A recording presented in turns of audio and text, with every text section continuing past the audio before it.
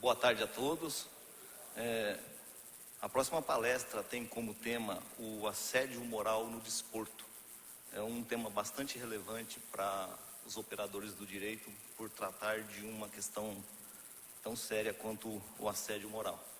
E para ministrar a palestra, a subseção da OAB e a Comissão de Direito Desportivo convidou excelentíssimo doutor Firmino Alves Lima.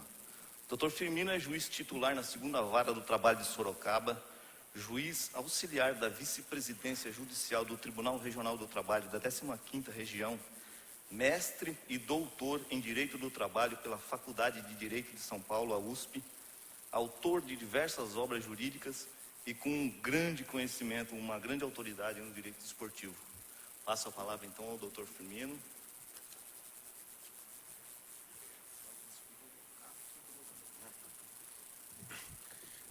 Bom, boa tarde a todos. Eu gostaria muito de agradecer o convite feito pela organização do evento.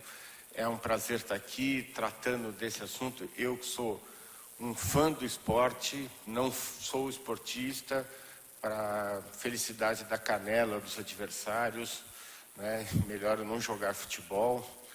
Enfim, mas eu tenho um filho que está jogando hoje no Pinheiros, é atleta de basquete. E gosto muito desse tema e gosto muito de direito. Então, eu fico muito contente em tentar canalizar aí os conhecimentos para esta área. Em primeiro lugar, só gostaria de falar aos senhores que essa apresentação eu posso depois disponibilizar.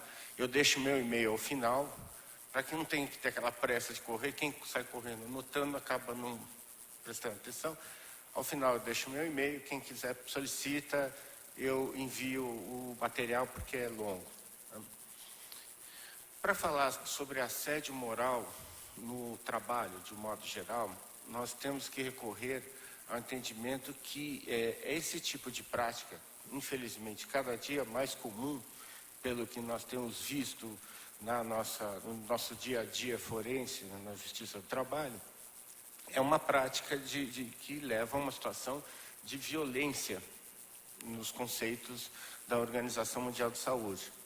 É uma situação de violência psíquica, algumas vezes pode levar a uma situação de violência até física, mas normalmente ela tem uma agressão de ordem psíquica muito grave e que acaba levando trabalhadores a um sofrimento muito grande em função de condutas que muitas vezes podem parecer legítimas, condutas que podem parecer comuns ou necessárias. E esse é um ponto delicado quando nós vamos tratar de assédio moral no desporto, porque nós temos uma linha muito tênue entre o que é um tratamento normal, um tratamento agressivo e aquele tratamento comum dispensado, principalmente quando nós estamos tratando no esporte. Então, a violência acaba resultando, em abusos, ameaças, ataques, que têm reflexos fisiológicos e psíquicos. E vejam bem, esse aspecto é importantíssimo para o nosso objeto, porque reflexo psíquico tem um ponto muito delicado no próprio rendimento esportivo. Essas formas de violência psíquica no trabalho, nós temos diversas manifestações. Infelizmente, hoje nós temos o costume de tratar qualquer tipo de situação de violência psíquica como assédio moral. E esse é um primeiro cuidado que nós temos que tomar. Porque hoje é tudo fácil, Você coloca lá no papel, agora, aqui quem já está em Campinas, aqui no PJE, coloca lá no sistema, uma descrição de fatos e todo aquele corroborado, fala, olha, houve prática de assédio moral, por isso. Quando nós temos a necessidade de distinguir certas situações. Algumas formas de violência psíquica, como gestão por estresse, aquela exigência forte de resultado, de trabalho mediante pressão, E aí eu estou falando aqui, todo mundo já está vendo, imaginando aquele técnico que cobra exaustivamente. Gestão por injúria, outro figura comum, técnico de futebol que ofende o próprio atleta, conflitos, agressões pontuais, condições más ou inadequadas de trabalho, transtornos psicomáticos diversos por fatores terceiros ou próprios, ou assédio moral, que é diferente de tudo isso que vocês estão vendo. O assédio sexual e por sexo são duas modalidades distintas. Uma é uma intenção de manter uma relação sexual com determinada pessoa, a outra é usar a situação sexual como forma de pressão, né? E todas essas violências geram um sofrimento psíquico no ambiente de trabalho com repercussão grave na saúde de um trabalhador. Falar que nós temos, então, um conceito preciso, já que tudo aquilo que eu descrevi facilmente é encontrável numa petição falando que qualquer prática é assédio moral, nós temos o quê? Uma inflação de significados de assédio moral, né? Como diz o Joel Birman, um psicanalista, o significante assédio hoje parece querer explicar tudo que deu errado, tudo aquilo que é anormal, tudo aquilo que é desagradável, né? E por isso, o costume judiciário, principalmente, nós temos visto, né, que coloca toda e qualquer situação de violência psíquica como assédio moral. O assédio apenas é uma das situações que nós temos, né? E aí nós vamos tendo diversas situações, muitas vezes imprecisas, e que depois, quando levamos o julgamento ao seu final e vamos proferir uma decisão, sempre pode ter uma distorção exatamente, olha, não foi bem essa situação montada, a situação apresentada, não foi bem essa situação demonstrada, e aí, claro que temos aí discussões, aí controvérsias sobre as decisões proferidas. Porque também a palavra assédio, na nossa língua, significa diversas situações. Ao passo que, por exemplo, na língua inglesa, vocês vão ver mais adiante, cada palavra tem um significado específico, né? Então temos que entender que há esse equívoco comum, colocando como assédio qualquer tipo de conduta de violência psíquica. A palavra assédio, ela tem uma origem militar. É muito interessante esse conceito, né, para que possamos compreendê-la melhor. Porque a definição de assédio vem o quê? De botar cerco ou sítio, ou de ter uma atitude militar cercando uma determinada posição, com movimentos contínuos ou ações contínuas, procurando exaurir o inimigo, né? Importunando, assim, colocando-o em situação de fragilidade militar, certamente obtendo a rendição ou a sua dominação completa, né? Essa é uma palavra já do século XIII na língua portuguesa. Na língua inglesa usa harassment, que também já é uma palavra antiga, também significa tormento, perturbação, aborrecimento, incômodo. Em francês, harceler, harcèlement, também essa condição de esgotar, de cansar, de exaurir, né? E que no francês vem uma tradução da história militar da guerra de Tucídides, né? Que era o quê? Exaurir ou esgotar o inimigo psicologicamente por repetidas ações ofensivas. Então essa noção de repetição, essa noção de ações contínuas é muito importante quando nós vamos conceituar o assédio.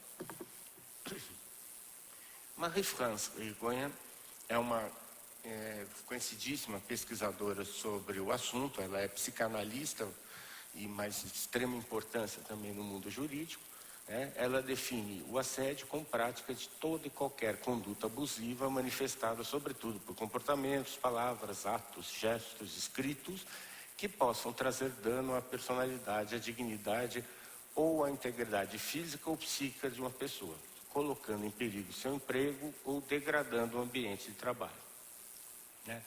Ela fala, principalmente, que o assédio tem um componente excludente.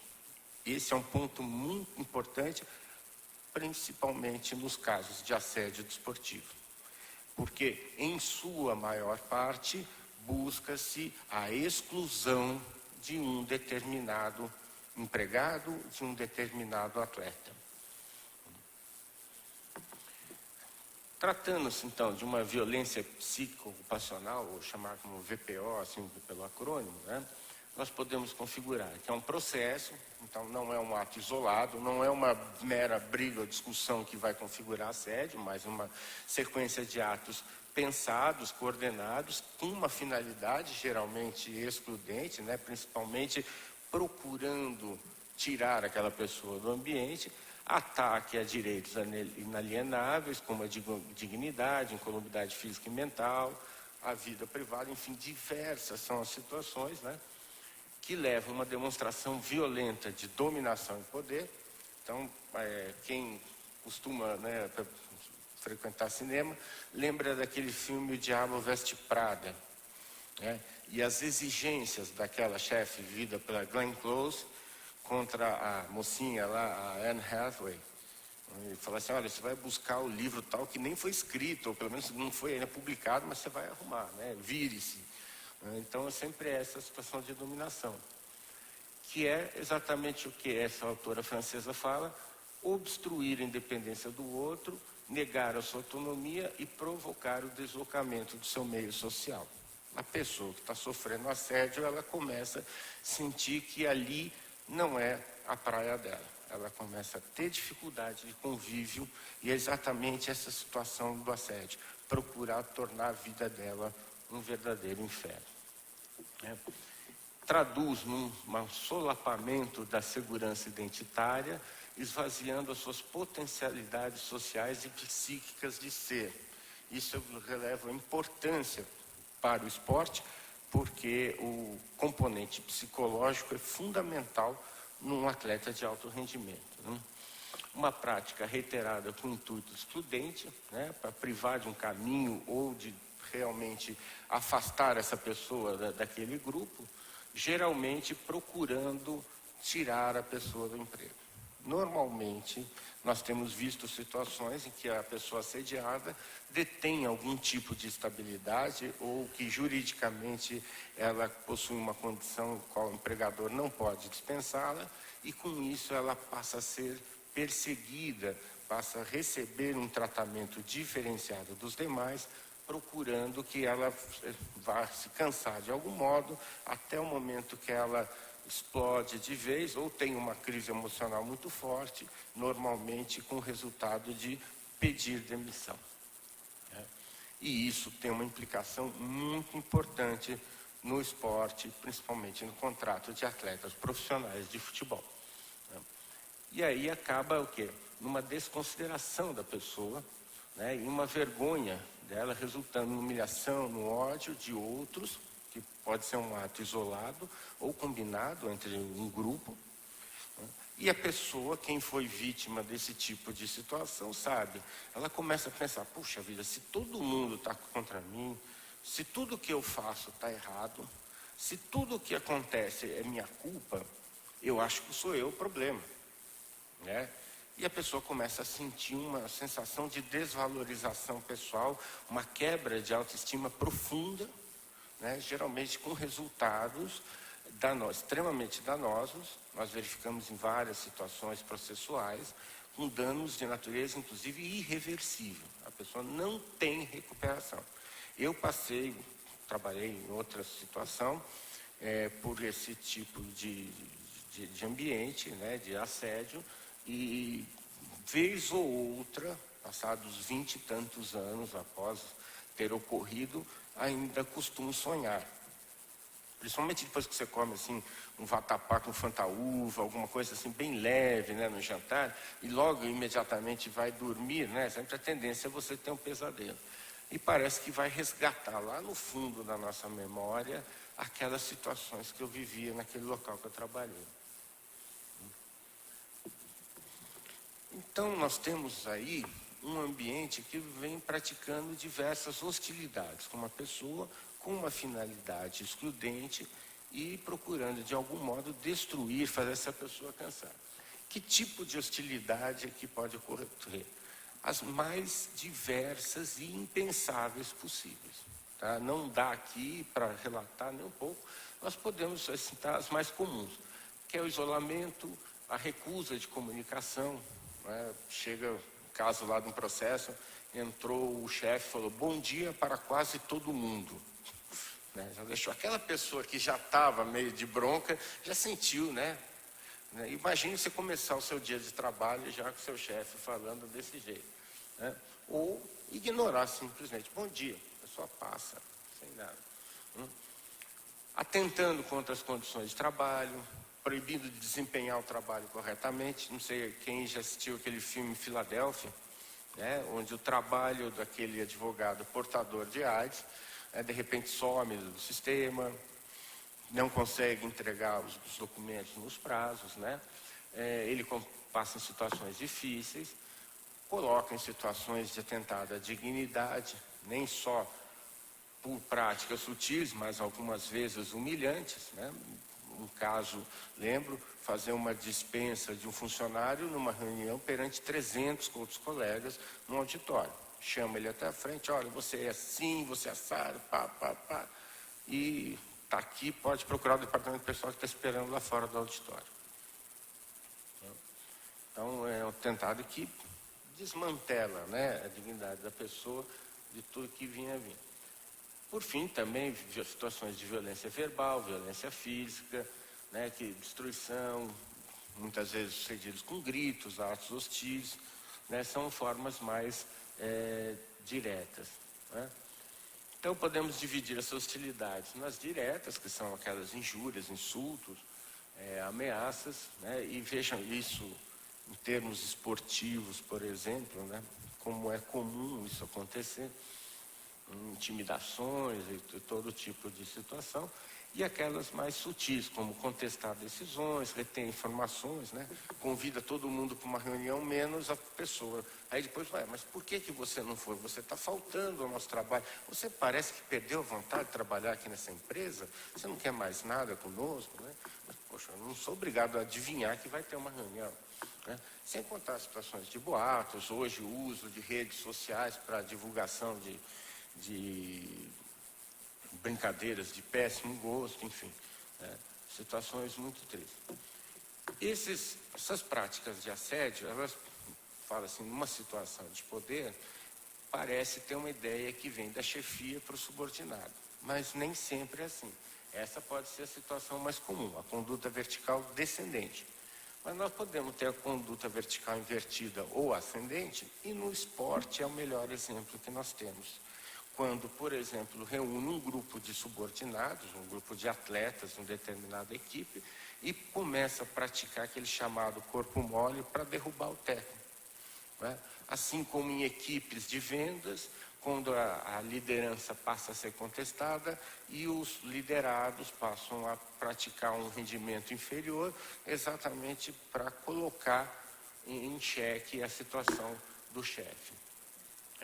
Também a conduta horizontal, quando, né, pessoas que não tenham a mesma, que mantêm a mesma, aliás, situação hierárquica, mas passam a assediar os outros, geralmente em situações de competitividade por alguma posição, né? E muitas vezes podem atuar isso de forma isolada ou organizada. Liderados por uma chefia, podem ser os colaboradores da prática do assédio. E a conduta mista, que é a pior de todas, é quando junta muitos fatores, muitos vetores contra uma determinada pessoa, né? E isso pode acontecer, por exemplo, no caso do técnico, de um lado a equipe fazendo corpo mole, de outro a própria diretoria do clube querendo se livrar do técnico e pensando, mas eu tenho uma cláusula aqui rescisória que se eu tiver que pagar, leva o clube à falência. Então, o que nós vamos criar aí? Como é que nós vamos driblar essa situação para escapar dessa multa rescisória? As denominações de assédio moral são muitas na língua inglesa, são diversas formas. Vocês podem ver que, por exemplo, bossing é aquele exercício de chefia de modo autoritário, o caso lá da profissional lá daquele filme do Diabo Veste Prada. O bullying, que é uma prática também no trabalho, né? Nós temos que ter conhecimento que isso ocorre não somente em escolas, mas em ambientes de trabalho por diversos fatores. Né? O uso de terror psicológico, né? Eu vi um caso de uma empresa que saía lá uma pessoa carinhosamente apelidada de torturador, e ele todo dia ia passando perante os empregados qual a sua meta diária. E aquele que não estivesse atingindo a meta diária, passaria o mês seguinte com um cartão vermelho pendurado na lapela, né? E todo mundo sabe o significado de cartão vermelho em futebol, né? Ou seja, falar, se você não produzir de acordo com a nossa política ou as metas que nós instituímos, você vai para a rua. Imagine a situação psicológica, um pai de família, uma mãe de família, que depende daquele vencimento para poder sua subsistência, já enfrentando dificuldade e passando por esse tipo de situação, né? A situação de assédio motivado por um fator racial, sexual, que é muito comum, né, principalmente contra as mulheres.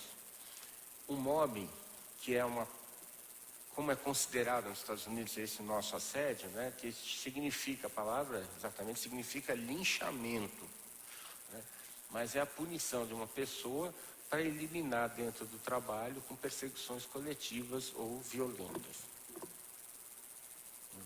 Outras determinações, o stalking, que é a perseguição, é aquela pessoa, aquele chefe fala assim, olha, eu estou de olho, estou aqui, estou de olho em você, hein?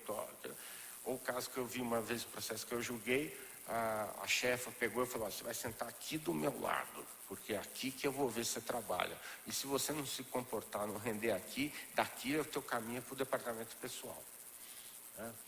O cyberstalking, que é esse tipo de acompanhamento de perseguição, mas usa por meios eletrônicos, né, também proibido. O hazing, que já é uma conduta mais grave ainda, que é procurar prejudicar a pessoa de algum modo, né, e principalmente uma pessoa que não integra o grupo ou causa alguma desvantagem. O side mobbing, que é a participação colateral, né, aqueles side mobbers, aquelas pessoas que vêm junto com o assediador e passam a jogar com ele, né? E o whistleblowing, que é um tipo de assédio retaliatório contra pessoas que têm o costume de reclamar muito, principalmente reclamações judiciais ou administrativas. O assédio moral é reconhecido pela doutrina e pela jurisprudência como uma prática discriminatória. Vocês verem a gravidade dessa situação, né? Que não tem uma definição no nosso ordenamento, que no Brasil nós não temos uma lei federal a quem compete regular as relações de trabalho, falando que seja assédio moral. Mas na União Europeia, por exemplo, toda forma de assédio é considerado discriminatório e implica em imediata inversão do ônus da prova em favor da vítima. No Brasil, como nós não temos uma lei federal, nós temos aplicado como fundamento, como punição para essa conduta, a Convenção 111 da OIT, que tem largo uso tanto pelo TST como pelo nosso tribunal. Como prática discriminatória, nós temos graves, importantes repercussões. A primeira é que qualquer motivo que acontecer, você deve ser reconhecido. Discriminação não é só por motivo de raça, sexo, cor. A pessoa pode ser discriminada, inclusive, por ser corintiano, né? E é uma situação que fala, olha, aqui na minha empresa, por exemplo, não trabalha corintiano. E se essa decisão, se essa escolha não tiver nenhuma relação ou necessidade com o trabalho, por mais tola que possa parecer, essa pessoa está sendo privada de um trabalho por um motivo completamente fútil. E não podemos deixar de excluir, né? E pessoas sofrem assédio por questões futebolísticas. Eu sou uma vítima, né, disso, principalmente quando eu trabalhava num ambiente dominado pela horda lá do time ali do outro lado da cidade, né, do lado de São Paulo. Eu não gosto de falar muito dele. E aí, quando meu time estava numa boa fase e o deles nem tanto, né, lá pelo começo dos anos 90, aí era uma situação que o mundo parecia que caía na minha cabeça, né, coincidentemente. Também nós pedimos aí na apreciação das situações discriminatórias aquelas em que nós temos categorias suspeitas ou vulneráveis. A pessoa sofre uma maior perseguição quando ela, por exemplo, não está sujeita a um determinado poder do empregador. Por exemplo, o empregador não pode dispensar um empregado estável, não pode dispensar uma gestante, não pode dispensar um acidentado em recuperação. E sobre essas situações é que são mais comuns as práticas de assédio. Então, a existência de integrar uma categoria suspeita ou vulnerável leva ao juiz um exame muito mais apurado e detalhado do rigor daquela prática de tratamento diferenciado. Não que ele vá ser necessariamente irá considerar, mas que ele vai exigir um olho muito mais clínico, muito mais profundo, né? A Convenção 111 da OIT abarca praticamente qualquer forma de assédio moral conhecido, né? E principalmente nas questões de ônus da prova, das questões das penalidades envolvidas, a aplicação do direito antidiscriminatório. Que isso traz uma implicação muito grave, uma implicação principalmente de desconsideração da dignidade da pessoa humana. Quando você trata uma pessoa de forma discriminatória, você não traduz que esteja tratando ela com a mesma dignidade que você deva tratar as demais.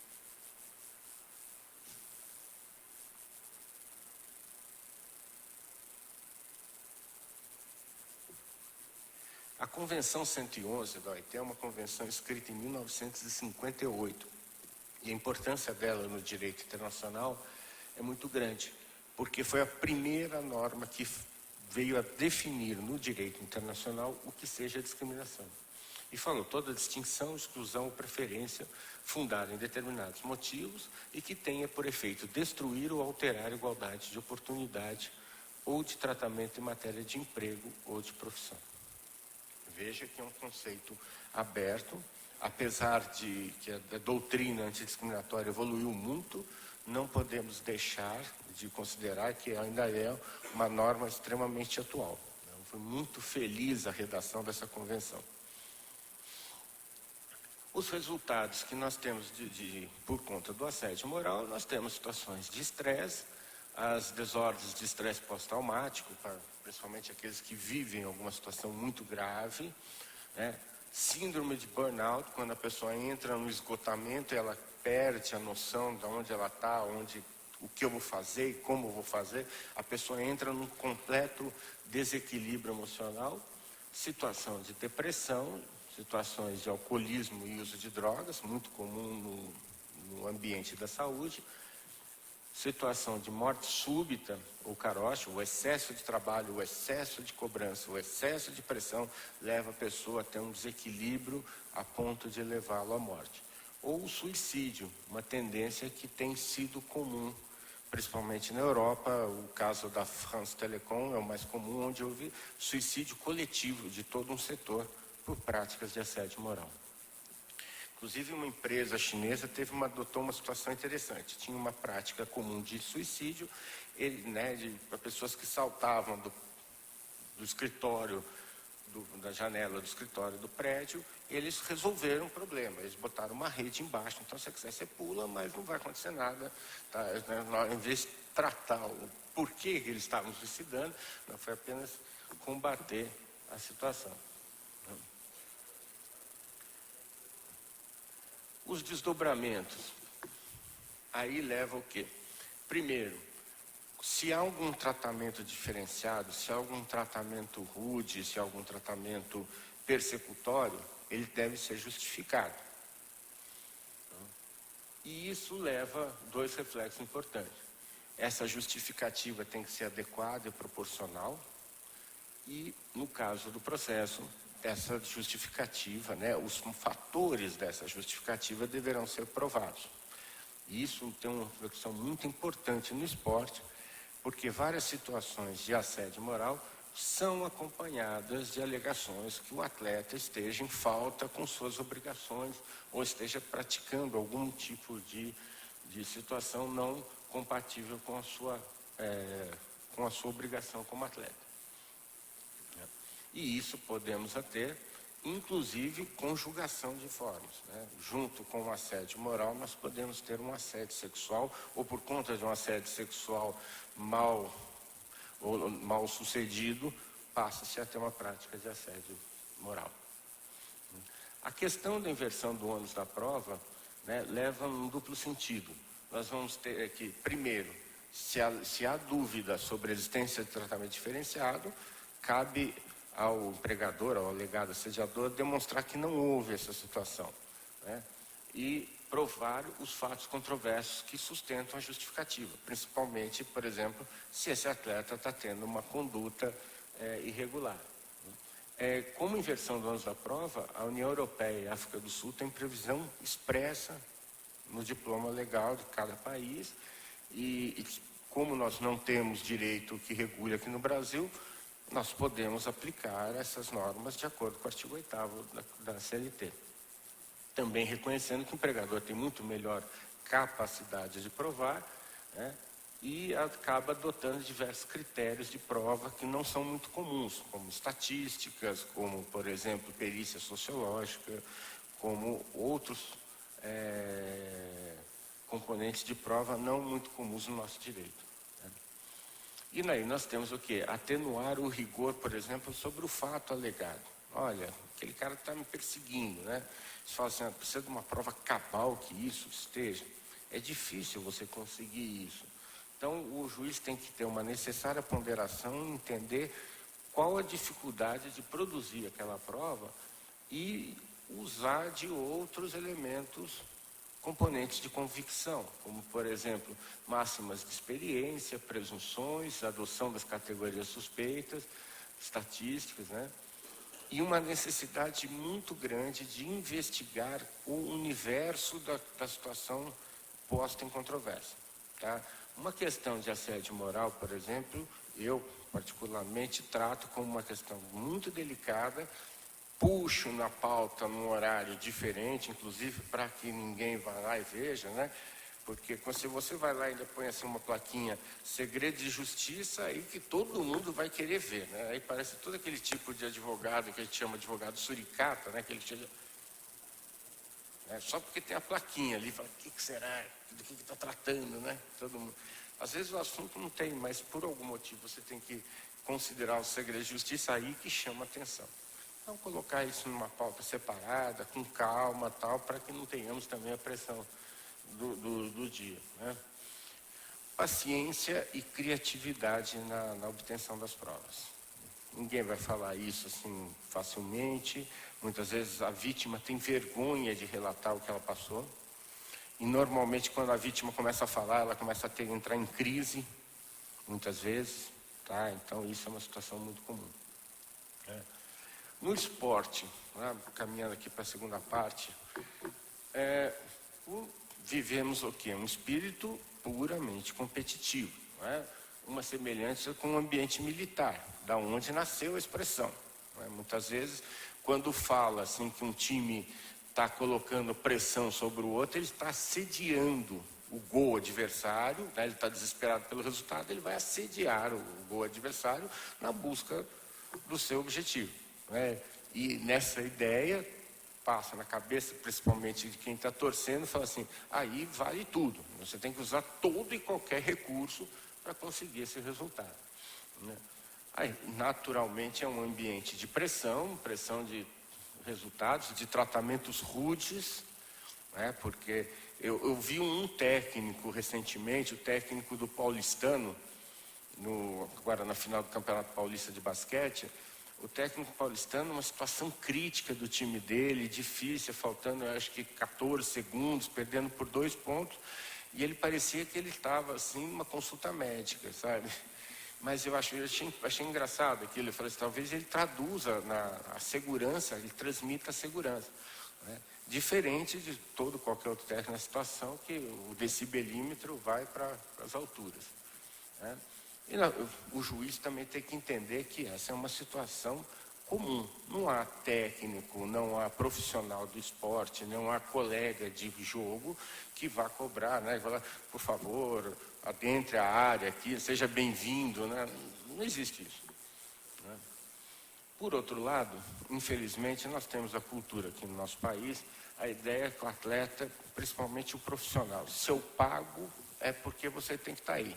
Então, como se fosse uma coisa, se eu estou pagando é para você jogar, sabe? Pouco importando se ele tem algum problema, se ele não está bem ambientado e tal. E procurando, assim, né, compreender como uma propriedade. Olha, eu estou machucado e tal. Não, você vai tomar um remédio aí, você vai fazer uma infiltração, mas você vai jogar. Né? Sempre numa relação de domínio e poder que parece ser algo natural. E a pessoa, né, qualquer atleta, está acostumado a trabalhar sob situação de estresse. Eu vejo, por exemplo, com meu filho, é difícil porque são crianças que estão em transformação, apesar de meu filho ser maior do que eu, tem 1,87 de altura, com 13 anos ele não tem uma maturidade, né, suficiente para sofrer uma pressão, alguma coisa. Então, muitas vezes chama que aquilo que a gente fala espana, né? Passa do limite a pressão e ele entra, às vezes, em alguma situação nervosa, o resultado não é aquele desejado. Eu trago aqui exemplo desses técnicos vibrantes, esse famoso técnico de voleibol da União Soviética e da Rússia. O currículo dele tem 3 medalhas de ouro olímpicas, outras tantas medalhas, parece que 12 campeonatos europeus. É um técnico extremamente vitorioso. Mas quem conhece voleibol, já acompanha há algum tempo, pode ver assim o jeito extremamente rude de ele tratar as atletas. A coitada da Tsetchokina, que era uma levantadora do time russo, muito bonita por sinal, sempre assim acabava num tempo saindo com as lágrimas nos olhos. E ele tratava gritos horríveis, gritos em uma voz altíssima, que qualquer lugar do ginásio, por mais barulhento que tivesse, conseguia escutar o Karpov gritando. Né? Nem por isso podemos considerar que ele tenha sido uma pessoa assediadora, né? Levando as atletas, muitas vezes, ao desespero. Se você entrar no YouTube e ver Karpov, tem uma cena lá curiosa, em que ele chama uma jogadora, tira do jogo, põe do lado do banco, dá aquele esculacho de arrasar, e a moça sai chorando. Né? A gente fica com pena dela, mas para uma situação de assédio exatamente, não podemos caracterizar, salvo se ele estivesse numa situação persecutória, se ele estava querendo eliminar aquela atleta. Né? Esse tipo de tratamento rude não significa necessariamente assédio. Pois bem, de certo modo, nós temos que entender que todos os atletas, como seres humanos que são, têm o direito a receber um tratamento digno, né? Por mais que seja competitivo. Eu lembro de um técnico de futebol que gritava assim com os jogadores, falou: vai lá, faz alguma coisa aí, seu filho de 7 pais, para não chamar de assim, vamos para preservar o ambiente da coisa, né? Ou seja, ele pode cobrar, ele deve cobrar, é a missão dele, porque também ele está sob pressão muitas vezes, técnico é aquele que está mais pressionado, mas exageros não podem ser tolerados. O que mais preocupa em todo o esporte são posturas como afastamentos injustificados, as chamadas geladeiras, né? Que colocam atletas para fora do time por algum motivo. Tratamentos rudes, sacrifícios, que põe contusão, fala: olha, eu estou machucado. Não, você vai jogar e que se dane. Mas se vai piorar a lesão, o problema é seu. Você está aqui para jogar. Humilhações em público, ouvia pela imprensa, né? E ambientes que sejam degradantes não podem ser aceitos. O juiz tem que compreender a questão cultural do esporte. Né? É normal isso no esporte, o tratamento. Mas também saber discernir aquilo que seja tolerável daquilo que passa da conta, né? E não pode ser assim uma justificativa. Também não pode permitir qualquer situação que venha a ser um atentado à saúde do atleta, né?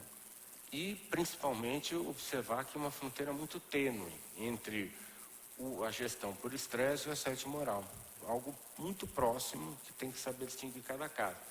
Mas, antes de tudo, a dignidade humana está acima de qualquer outro valor jurídico, inclusive o valor do resultado, porque o esporte também tem seus limites, e tem limites éticos muito mais importantes que quaisquer outros ordenamentos.